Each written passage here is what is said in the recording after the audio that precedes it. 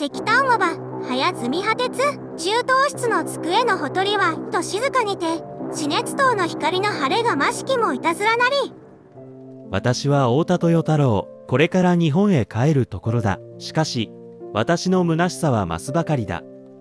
その訳をこれから話そう。5年前、政府派遣団の一員としてベルリンにやってきた。私はドイツ語がペラペラだった。公務も難なくこなし、大学にも通った。気がつくと3年が過ぎていた。これまでの私はみんなから褒められるままに、言われたことをきっちりやった。しかし、本当の自分がそれを否定し始めたのだ。私の考えが変わり始めると、館長の私の印象が悪くなり、大学でも潔癖な私をあざける留学生たちからたびたび嫌がらせを受けた。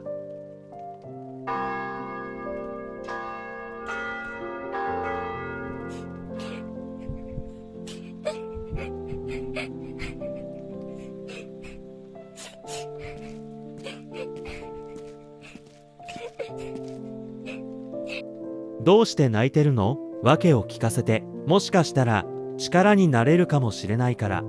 私を助けて、あの男に恥ずかしめられてしまう。ポーさんは死んだの。でも、うちにはお金がないの。家まで送っていこう。ともかく落ち着いて。ここです。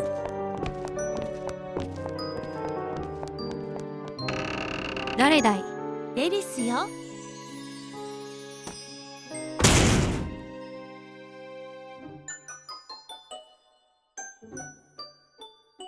お母さん、失礼よ。あの人は私を助けてくれるわ。なんだって、そんなバカな。でも、本当なら。先ほどは大変失礼いたしました。さあさあ、どうぞどうぞこちらへ。許してください。こんなところに連れてきて。父さんのお葬式が明日なの。助けてください。座長のシャウムベルヒがあんなこと言うなんて。シャウムベルヒに恥ずかしめられるのは絶対に嫌。お願い、助けて。これを売ればいい。え、ありがとう。お金は少しずつでも必ず返します。時計のことは気にしなくていい。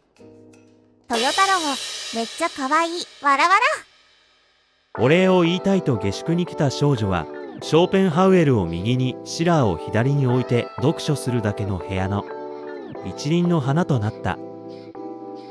この時以来、僕と少女の交際は頻繁になって、少女の踊る劇場に通うようになった。しかし、予想外の出来事が待っていた。私たちの交際を知った日本人仲間が館長に告げ口をしたのだ。なに？ユールさん。何かご用ですか？君はクビだ。今すぐ日本に帰るなら、旅費は出してやろう。そんな、突然、言われましても。1週間だけ時間をください。途方に暮れる私のもとへ、母からの手紙と親族からの手紙が届いた。母が死んだのだ。母からの手紙は涙で読めなかった。この時、僕を救ったのはエリスだった。身の破滅が迫る中、こうなったことを責められても仕方ない。エリスの美しくいじらしい姿が、悲しみで普通じゃない僕の脳髄を貫いた。私が身の破滅を避けられたのは相沢健吉のおかげだ。彼は新聞社を説得して私を海外特派員にしたのだ。彼は東京にいて、すでに山形大臣の秘書官となっていた。エリスの母を説得して私を同居させてくれた。私の学問は挫折した。ある夜、舞台で倒れたエリスが妊娠していることが分かった。つつましく幸せな暮らしを送っていた2人だったが、子供を育てる余裕は全くなかった。豊太郎は憂鬱だった。明治21年の冬が来た。相沢賢吉から豊太郎に手紙が来た。天形大臣に随行してベルリンに来た。君の名誉挽回の絶好の機会だ。すぐ来い。誰から？悪い知らせなの？君も知ってる相沢からだ。どうしたの？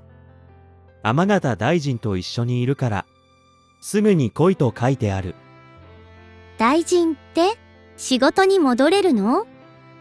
名誉挽回の絶好の機会だそうだ。一緒に行きたいけど。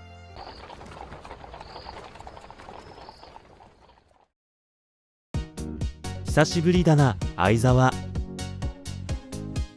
天形大臣がお待ちだ。いろいろすまない。気にするな。全くひどい奴らだ。ああいう奴らが日本の評判を落とすのだ。君のおかげでなんとか生きてるよ。天形大臣はお前のドイツ語の才能だけを求めてる。お前がクビになった理由はもちろんご存知だ。信頼を取り戻せ。今すぐその少女と別れるんだ。わかった。なに？許せん。大臣、太田豊太郎と申します。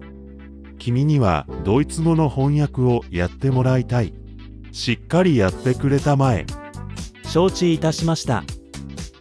それから私は天形大臣からたくさんの仕事を依頼された。1ヶ月が過ぎた頃、天形大臣は時折笑顔で話しかけてくれるようになった。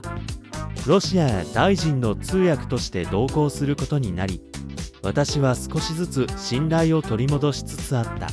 わしは山形ではなく天形じゃ。翻訳の代金もらったよ。こんなに？明日からロシアに行ってくる。なんで？私を見捨てないで。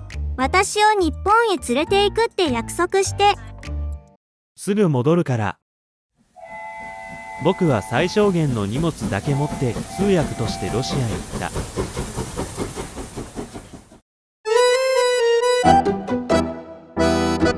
そこは僕の全く知らない未知の世界。豪華な宝飾を身につけた貴族たちが大勢いた。僕は軽いめまいを感じた。僕はフランス語も流暢に話せたから多くの貴族たちと交渉した。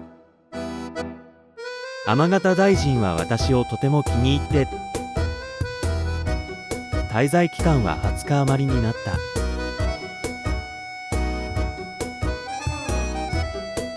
豊太郎、私の豊太郎、どこにいるの？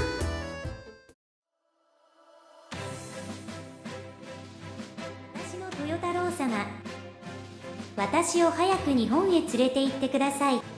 お母さんと何度も喧嘩しましたけれど、私の気持ちが強いことを知ってお母さんも納得してくれました。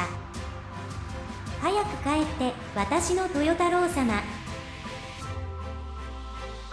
僕は公務を終えてベルリンへ帰った。豊太郎様、豊太郎様、豊太郎様、お帰りなさい。やっぱり帰ってきてくれたのね。ねね、見せたいものがあるの。ああ、なんだい。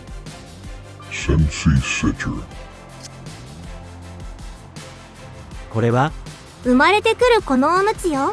あなたと同じ黒い目だといいな。この時、僕は自分の置かれた立場を初めて理解した。軽率に相沢と交わした約束をどうすればいいのか、僕には判断できなかった。豊太郎、めっちゃヤバタニエン、わらわら。太田様、大臣がお待ちです。ようこそ、太田くん。よく来てくれた。存分に楽しんでくれたまえ。大臣、お招きいただきありがとうございます。さあ、遠慮なくやってくれたまえ。君の活躍は見事じゃった。礼を言うぞ。わしは日本へ帰ることにした。どうじゃ、一緒に来ないか。ご命令に従います。ああ、なんということだろう。エリスにどう話せばいいのだろうか。途中、何度か馬車にひかれそうになった。公園で眠って気がついたら肩に3センチ雪が積もっていた。ようやく帰った時はすでにあちこち服が破けてボロボロになっていた。僕はそのまま意識を失った。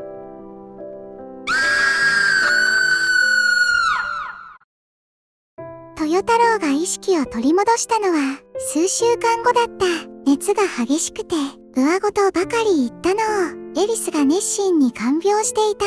ある日、相沢が訪ねてきて、豊太郎がエリスに隠している一部始終を詳しく話した。彼のことはもう諦めなさい。私を騙したのね。彼女はこの数週間のうちに非常に痩せて、血走った目はくぼんで灰色の方はこけていた。相沢の援助で日々の暮らしには困らなかった。しかし、この恩人は彼女を精神的に殺したのだ。